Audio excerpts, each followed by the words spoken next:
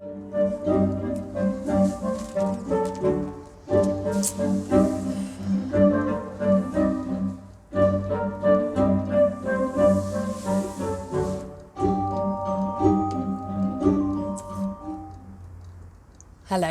and welcome back to the bottom of my garden.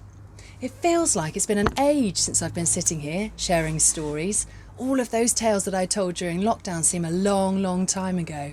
But here we are again, and I've got another story for you, especially for Storytale Festival. I'm Pridie of the Wild of the Words, and I love telling tales, as many of you will already know. Now, I've only got 15 minutes in which to tell you this story, so I need to be quick. And it's one of my absolute favourites, one that I learnt from another very wise storyteller, and one that I share with all my friends constantly because I think it's so beautiful. It's called The Beekeeper and the Hare, and it's originally a Scottish fairy tale. Now, before we start, I'm going to tell you a few facts about hares and about witches, because the whole reason that I've chosen this story is because we're around the time of Halloween, and witches belong to Halloween generally, and hares belong to witches. Now, let me explain a little bit about that. During medieval times, in folklore, it was generally considered that witches could shapeshift into hares. Or if they themselves didn't shapeshift, then instead they would have a familiar. Now, you might think that most witches' familiars were black cats, and you wouldn't be wrong, because in many stories that's exactly what they are. But witches apparently often had familiars in the shape of hares. I don't know if anyone's ever seen a hare. They're amazing, and they're unmistakable when you spot them, because they have huge long ears and massive hind legs, and they box in March, and they bound about all through the summer. We nearly tripped over one on a walk once up on the Mendip, so if you're lucky to see one, let me know. They're so magical. Now, what else can I tell you? Well, apparently, when witches did turn themselves into hares, or when they're instructing their familiars to go out and do something for them, often the hares would go and steal milk from the cows. So if you were losing milk from your cows, you generally blamed it on a witch or their hare familiar. But this story is not just called The Hare, it's called The Beekeeper and the Hare. And I have very fond memories of spending time with my granddad in his kitchen when he brought in the honeycombs from the bees' hives, spinning them in this great urn, and all the honey splats to the side and dribbles down, and there's a little tap at the bottom that you open up and you collect the honey in a jar. And he used to give us bits of honeycomb to chew, a bit like chewing gum, and it was always delicious. So, I guess if you're sitting comfortably, I will share with you my favourite story of the beekeeper and the hare. Once upon a time, there lived a young beekeeper.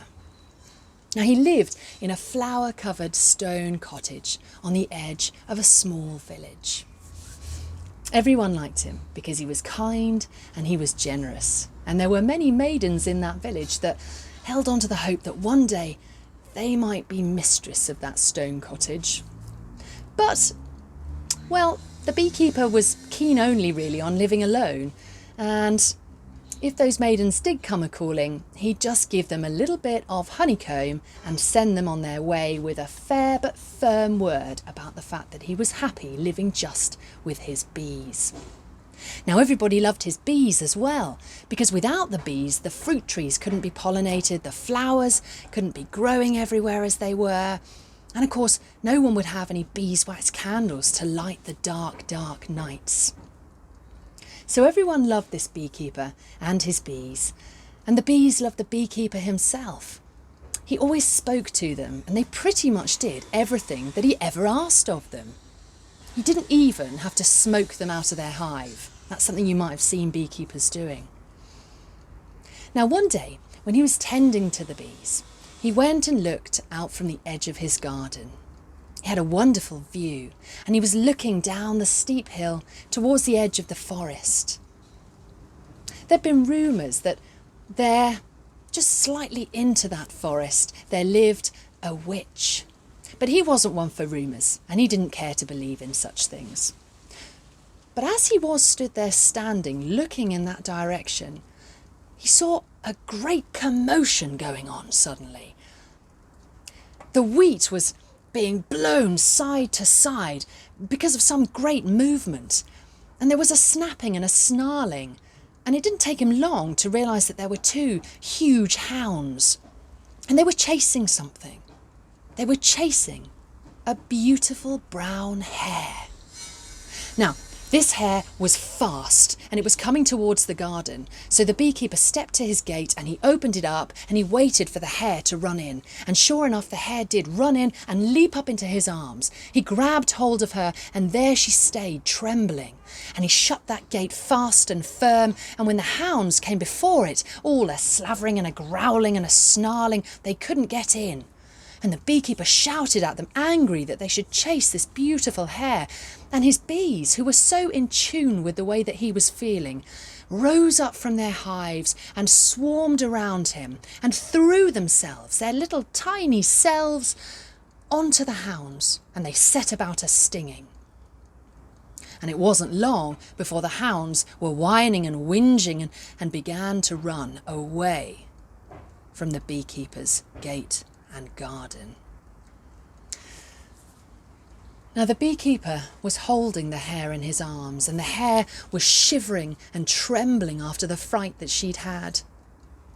But he calmed her and stroked her soft, silky ears and looked into her piercing blue eyes and said to her, "Do not be afraid, little hare, for I am here now to protect you." Now he was quite taken with those piercing blue eyes, and he took the hare over to the hives. The bees now had returned, and he spoke to his bees. He said, "Look at these eyes, bees. Is there not something about this hare that makes her special?" And there was a low humming and a buzzing from the bees, and they came out and they gently circled the hare's head. And the hare was calm by now and allowed them to just buzz around and around, not bothered at all.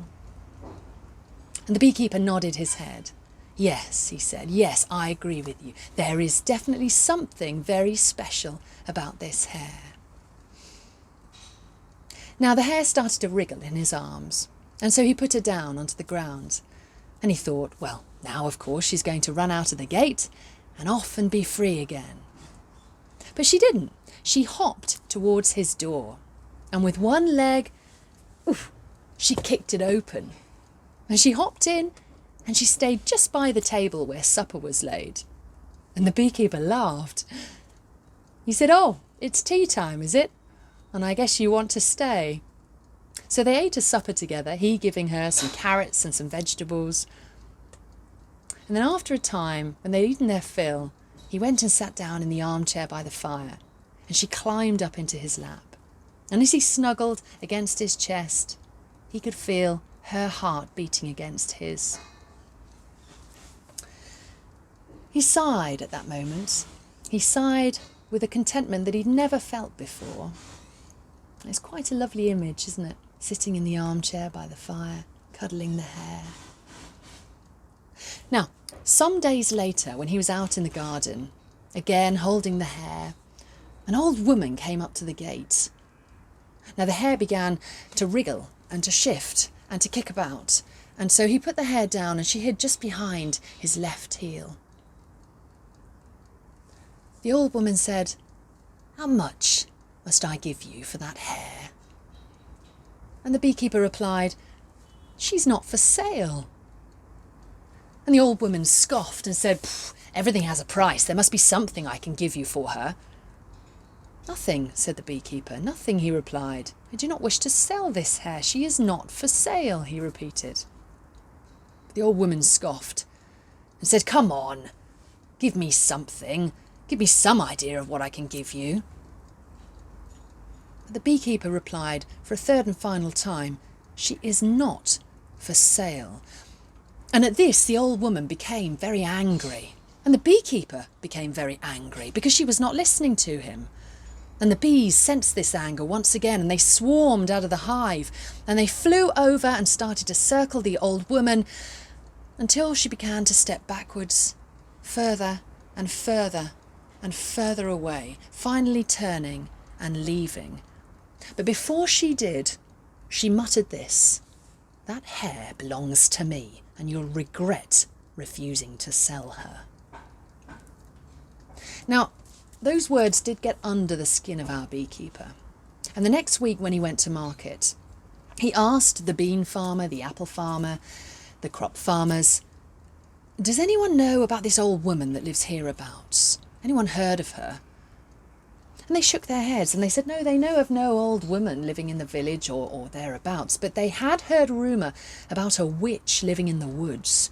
And that, of course, witches often had familiars that were hares, and to be aware and to be careful, for perhaps the hare that he is looking after and protecting was once the witch's own possession.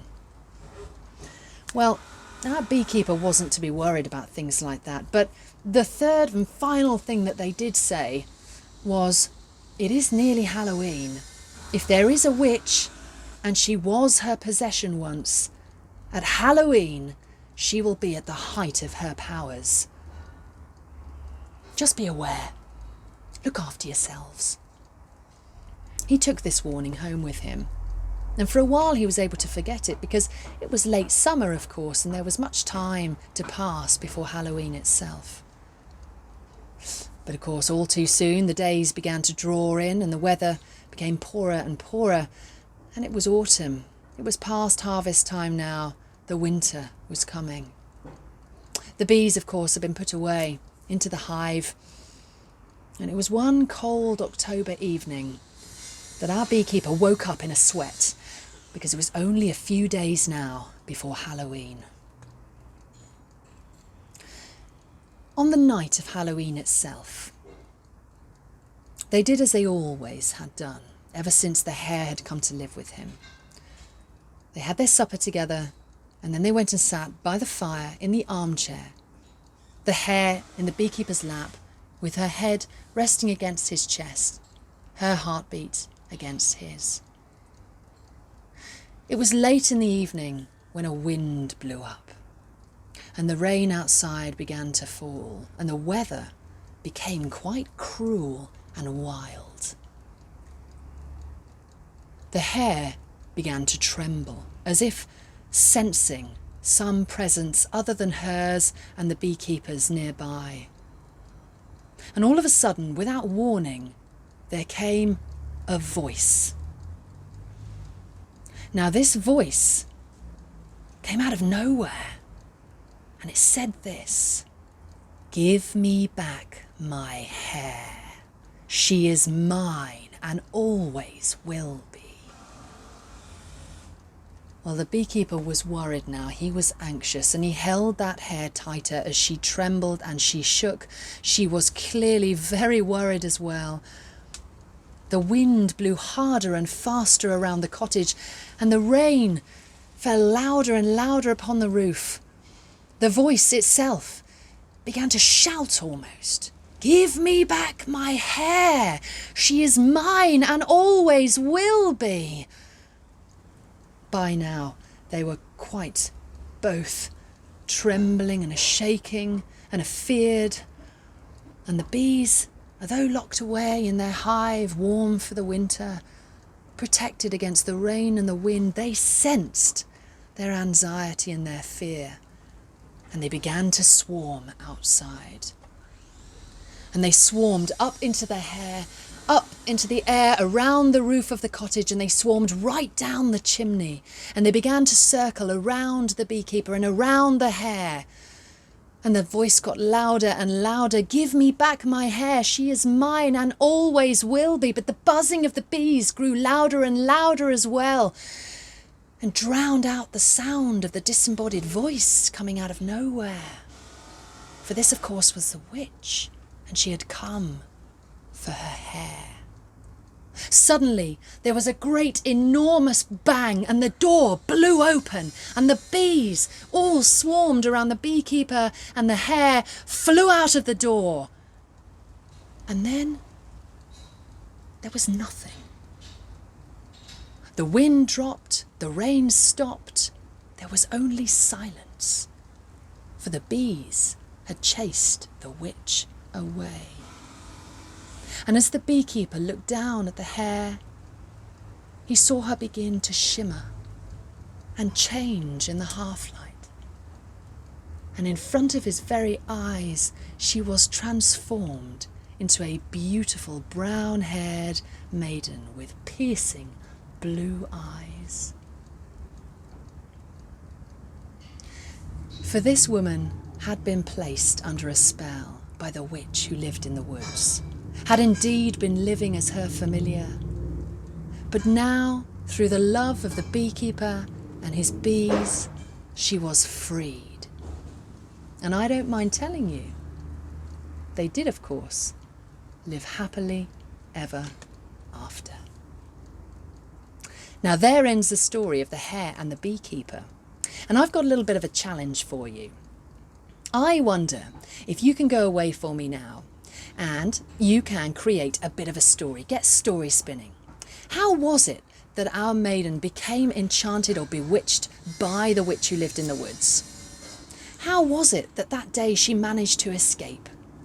And I wonder if you were a witch's familiar, what sort of adventures would you get up to as well?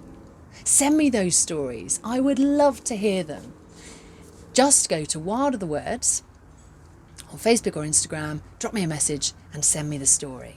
And of course, have a wonderful Storytale festival. Thanks very much for joining me, and I hope that I see you soon. Bye.